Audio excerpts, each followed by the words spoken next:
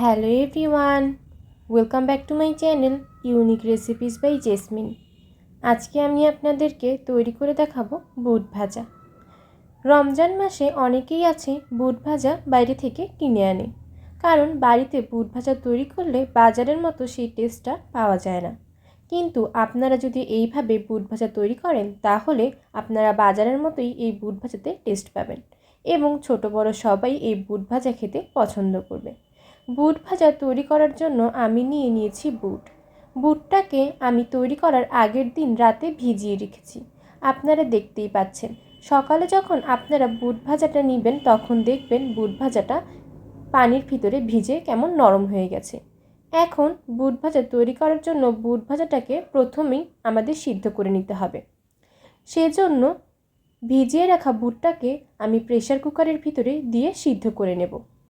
আপনারা চাইলে প্রেসার কুকারের পরিবর্তে এখানে অন্য কোনো পাত্রের ভিতরেও বুটটা দিয়ে সিদ্ধ করতে পারেন। দিয়ে দেব স্বাদ মতো লবণ এবং দিয়ে দেব 1 চা চামচ হলুদের গুঁড়া। হলুদের গুঁড়াটা দেওয়ার পর চামচের সাহায্যে লবণ ও হলুদটাকে বুটের সাথে ভালোভাবে মিশিয়ে দেব এবং প্রেসার কুকারের ঢাকনাটা দিয়ে প্রেসার কুকারটাকে ঢেকে দেব এবং বুটটাকে ভালোভাবে সিদ্ধ করে নেব। বুটটা সিদ্ধ হয়ে গেছে, আপনারা দেখতেই পাচ্ছেন বুটটা কেমন নরম হয়ে গেছে। আমি বুট ভাজা তৈরি করার জন্য নিয়েছি আলু সিদ্ধ। আলুটাকে এখন আমি ভালোভাবে একটি চামচ দিয়ে নরম করে নেব। এটা সিদ্ধ করা আলু, আপনারা চাইলে এখানে আলু নাও দিতে পারেন, কিন্তু বুট ভাজার সাথে আলু দিলে বুটটা খেতে বেশি ভালো লাগে, তাই আমি সবসময় বুট ভাজা তৈরি করার সময় এর ভিতরে আলু দিই। আপনারা চাইলে আলুটাকে কুচি করেও দিতে পারেন, সেক্ষেত্রে আলুটাকে আপনারা বুটের সাথেই সিদ্ধ করে নেবেন। বুট ভাজা তৈরি করার জন্য আমি প্রথমেই নিয়ে নিব একটি প্যান এবং এর ভিতরে দিয়ে দেব 1 চা চামচ তেল। তেলটা দেওয়ার পর এর ভিতরে আমি দিয়ে দেব পেঁয়াজ কুচি। পেঁয়াজ কুচিটা দেওয়ার পর খুন্তি দিয়ে পেঁয়াজ কুচিটাকে ভালোভাবে তেলের ভিতরে ভাজতে হবে।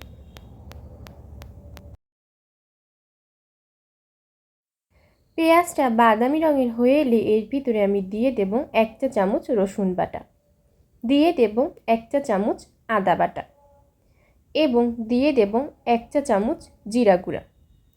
আদা বাটা, জিরা গুঁড়া এবং রসুন বাটাটা দেওয়ার পর পেঁয়াজের সাথে ভালোভাবে মশলাগুলোকে মিশিয়ে নিতে হবে। আপনারা চাইলে এখানে জিরা গুঁড়ার পরিবর্তে জিরা বাটাটাও ব্যবহার করতে পারেন। দিয়ে দেব স্বাদ মতো লবণ এবং দিয়ে দেব 1 চা চামচ হলুদের গুঁড়া। এখন আমি ভালোভাবে খুন্তি দিয়ে পেঁয়াজের সাথে মশলাগুলোকে মিশিয়ে নেব। দিয়ে দেব 7-8টা ফালি করা কাঁচামরিচ। আপনারা চাইলে এখানে কাঁচামরিচের পরিমাণটা কমিয়েও দিতে পারেন, এটা সম্পূর্ণ ডিপেন্ড করবে আপনাদের টেস্টের উপরে। আপনারা যদি ঝাল কম খান তাহলে এখানে কাঁচামরিচের পরিমাণটা কমিয়ে দেবেন। দিয়ে দেব 3টি এলাচ ও 3টি দারচিনি। দিয়ে দেব সামান্য পরিমাণ পানি। পানিটা দেওয়ার পর পানির সাথে মশলাগুলোকে ভালোভাবে মিশিয়ে নিতে হবে। এখানে বুট ভাজার যে মশলাটা আছে সেই মশলাটাকে ভালোভাবে কষিয়ে নিতে হবে, না হলে বুট ভাজার পর বুট থেকে মশলার একটা আলাদা গন্ধ আসবে, তাই ভালোভাবে মশলাটাকে কষিয়ে নিতে হবে। দিয়ে দেব সিদ্ধ করা আলুগুলো। আলুটা দেওয়ার পর আলুটাকে মশলার সাথে ভালোভাবে মিশিয়ে নিতে হবে।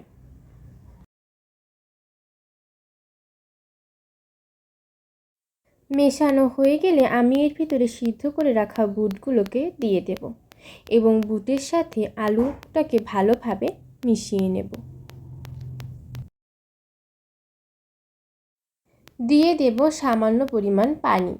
পানিটা দেওয়ার পর পানির সাথে বুটটাকে ভালোভাবে মিশিয়ে নিতে হবে। এখানে কিন্তু বুটটা ভাজার সময় আমাদের অবশ্যই পানির পরিমাণটা কমিয়ে দিতে হবে, কারণ বুটটা কিন্তু আমরা আগেই সিদ্ধ করে নিয়েছি, তাই এখানে সামান্য পরিমাণ পানি দিয়ে বুটটাকে ভাজতে হবে। মেশানো হয়ে গেলে একটি ঢাকনা দিয়ে বুটটাকে ঢেকে দেব এবং 10 মিনিট বুটটাকে চুলার উপরে রান্না করে নেব।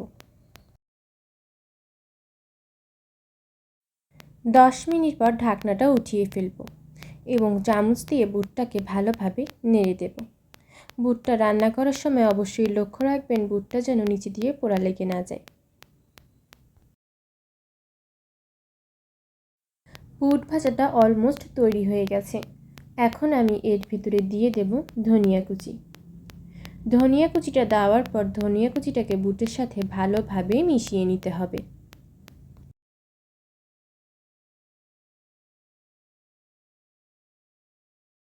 আপনারা দেখতেই পাচ্ছেন বুট ভাজাটা তৈরি হয়ে গেছে এবং বুট ভাজাটা মাখা মাখা হয়ে গেছে।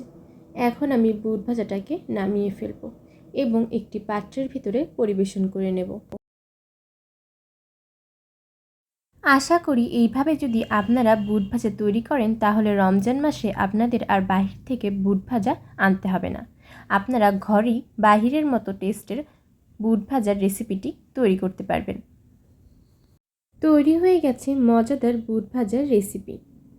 তাহলে আর দেরি কেন, এখনই তৈরি করে ফেলুন এই মজাদার রেসিপিটি এবং আপনার পরিবার ও বন্ধুদের সাথে অবশ্যই রেসিপিটি শেয়ার করবেন। আজ তাহলে এই পর্যন্তই। আবার কোনো একদিন আপনাদের সামনে হাজির হয়ে যাব নতুন কোনো এক মজাদার রেসিপি নিয়ে। আপনারা যারা এখনও আমার চ্যানেলটি সাবস্ক্রাইব করেননি তারা প্লিজ আমার চ্যানেলটি সাবস্ক্রাইব করে ফেলুন, যাতে আমি কোনো ভিডিও দিলে সবার আগে পৌঁছে যায় আপনাদের কাছে, এবং পাশে থাকা বেল আইকনটি ক্লিক করে দিবেন। ভিডিওটি যদি ভালো লেগে থাকে তাহলে অবশ্যই একটি লাইক দিবেন এবং আমার Facebook page unique recipes by Jasmine পেজটাতে একটি লাইক এবং ফলো দিয়ে রাখবেন। আল্লাহ হাফেজ।